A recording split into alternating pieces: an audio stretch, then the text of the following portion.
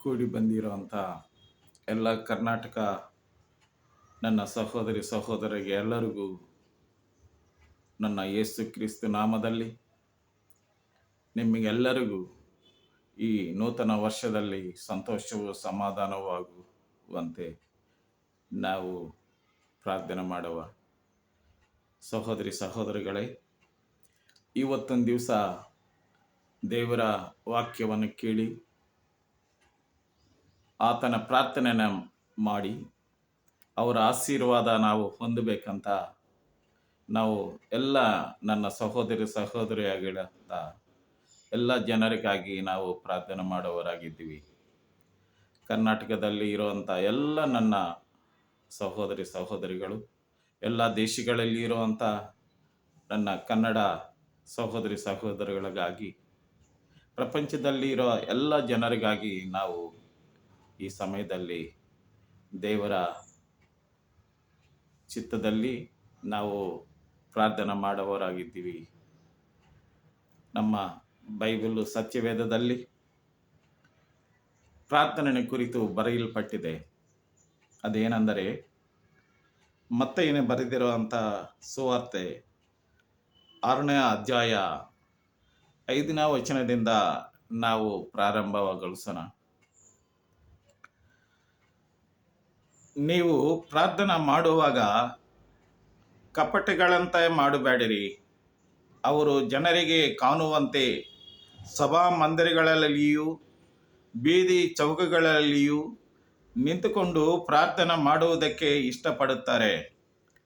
ಅವರು ತಮ್ಮ ಪ್ರತಿಫಲವನ್ನು ಹೊಂದಿದ್ದಾರೆಂತ ಎಂದು ನಿಮಗೆ ಸತ್ಯವಾಗಿ ಹೇಳುತ್ತೇನೆ. ಆದರೆ ನೀನು ಪ್ರಾರ್ಥನೆ ಮಾಡುವಾಗ ನಿನ್ನ ಕೋಣೆಯೊಳಗೆ ಹೋಗಿ ಬಾಗಿಲನ್ನು ಮುಚ್ಚಿ ಅಂತರಂಗದಲ್ಲಿರುವ ನಿನ್ನ ತಂದೆಗೆ ಪ್ರಾರ್ಥನೆ ಸಲ್ಲಿಸು.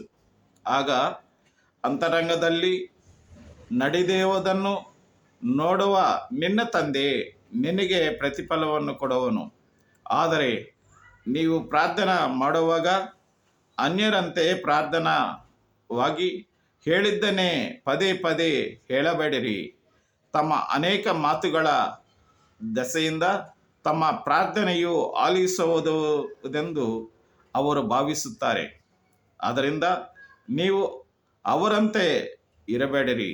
ನೀವು ಕೇಳುವುದಕ್ಕೆ ಮೊದಲೇ ನಿಮ್ಮ ತಂದೆಗೆ ನಿಮ್ಮ ಅಗತ್ಯಗಳು ತಿಳಿದಿವೆ. ಅದರಿಂದ ನೀವು ಹೀಗೆ ಪ್ರಾರ್ಥಿಸಬೇಕು: ನನ್ನ ಪರಲೋಕದಲ್ಲಿ ಇರುವ ನಮ್ಮ ತಂದೆಯೇ, ನಿನ್ನ ನಾಮವು ಪರಿಶುದ್ಧವನೆಂದು ಎನಿಸಲ್ಪಡಲಿ. ನಿನ್ನ ರಾಜ್ಯವು ಬರಲಿ. ನಿನ್ನ ಚಿತ್ತವು ಪರಲೋಕದಲ್ಲಿ ನೆರವೇರುವ ಪ್ರಕಾರ ಭೂಲೋಕದಲ್ಲಿಯೂ ನೆರವೇರಲಿ. ನಮ್ಮ ಅನುದಿನದ ಆಹಾರವನ್ನು ನಮಗೆ ಈ ದಿನವೂ ದಯಪಾಲಿಸು. ನಮ್ಮ ತಪ್ಪುಗಳನ್ನು ಮಾಡುವುದನ್ನು ನಾವು ಕ್ಷಮಿಸಿದಂತೆ ನಮ್ಮ ತಪ್ಪುಗಳನ್ನು ಕ್ಷಮಿಸು. ನಮ್ಮನ್ನು ಶೋಧನೆಗೆ ಸೇರಿಸದೆ ಕೀಡಿನಿಂದ ತಪ್ಪಿಸು.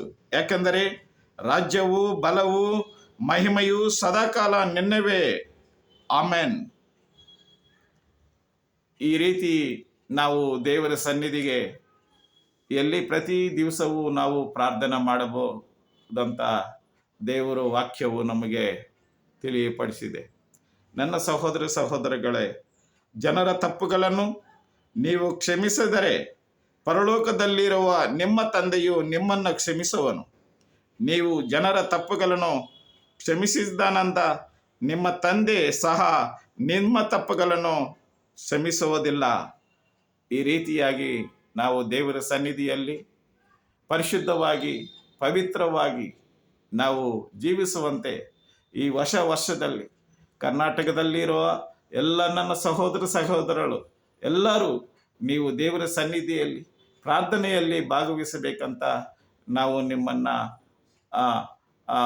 ಬೇಡಿಕೊಂಡು ದೇವರಿಗೆ ನಮ್ಮ ಕೃತಜ್ಞತೆಗಳು ನಾವು ಸಲ್ಲಿಸಿಕೊಳ್ತಾ ಇದ್ದೀವಿ. ಈ ಸಮಯದಲ್ಲಿ ಕೇಳಿರುವಂಥ ನೀವೆಲ್ಲರೂ ಈ ನೂತನ ವರ್ಷದಲ್ಲಿ ಸಂತೋಷವಾಗಿ ಸಮಾಧಾನವಾಗಿ ಇರಬೇಕಂತ ದೇವರ ಸಾನ್ನಿಧ್ಯದಲ್ಲಿ ನಾವು ಪ್ರಾರ್ಥನೆ ಮಾಡುವವರಾಗಿದ್ದೀವಿ. ನಿಮಗೆ ಏನಾದರೂ ಸಮಸ್ಯೆಗಳು, ತೊಂದರೆಗಳು, ಕಷ್ಟಗಳಿದ್ದರೆ ನಮ್ಮ ನೂತನ ಜೀವ ಪ್ರಾರ್ಥನಾ ಟವರ್ಗಾಗಿ ನೀವು ನಿಮ್ಮ ಕುಂದುಕೊರತೆಗಳು ಕಲಿಸ್ಕೊಟ್ರೆ ನಾವು ನಿಮಗಾಗಿ ಪ್ರಾರ್ಥನೆ ಮಾಡೋರಾಗಿದ್ದೀವಿ. ಈ ನೂತನ ವರ್ಷದಲ್ಲಿ ದೇವರು ಸಂತೋಷವು ಸಮಾಧಾನವು ನಿಮ್ಮ ಕುಟುಂಬದಲ್ಲಿ ಇರುವಂಥ ಎಲ್ಲ ಮಕ್ಕಳಿಗಾಗಿ, ದೇಶದಲ್ಲಿ ಇರೋ ಹಲವಾರು ಜಾಗಗಳಿರೋಂಥ ಎಲ್ಲ ನಮ್ಮ ಬಂಧುಗಳಿಗಾಗಿ, ನಮ್ಮ ದೇವರ ಸಹೋದರ ಸಹೋದರಗಳಿಗಾಗಿ, ಮಕ್ಕಳಿಗಾಗಿ ನಾವು ಪ್ರಾರ್ಥಿಸುವವರಾಗಿದ್ದೀವಿ. ನಮಗಾಗಿ ಪ್ರಾರ್ಥನೆ ಮಾಡಿರಿ, ನಾವು ನಿಮಗಾಗಿ ಪ್ರಾರ್ಥನೆ ಮಾಡುವಂತರಾಗಿದ್ದೀವಿ. ದೇವರ ನಾಮಕ್ಕೆ ಸ್ತೋತ್ರವಾಗಲಿ. ಆಮೆನ್.